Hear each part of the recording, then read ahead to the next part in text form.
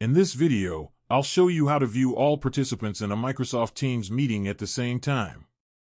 This feature is especially helpful for large meetings where you want to see everyone on one screen instead of just a few people. Let's say you're already inside a Microsoft Teams meeting and you want to display everyone who has joined. Start by looking at the top of your screen where the meeting controls are located. From there, find and click the option called View. This menu contains all the available layout options for your meeting. Once you click View, a list of display layouts will appear. Look for the option named Large Gallery. Before selecting it, there's one important thing you should know.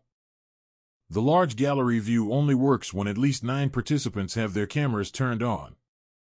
If fewer than 9 people are sharing video, this option may not appear or may not work as expected. This layout is designed for bigger meetings where many participants are actively using their cameras. If you meet this requirement, simply click on Large Gallery. Your screen will instantly change, showing all participants in a grid layout. With this view, it becomes much easier to stay engaged, observe reactions, read body language, and feel more connected with everyone in the meeting. Large Gallery is perfect for team discussions, collaborative sessions, presentations, or any meeting where seeing the entire group matters. And that's it.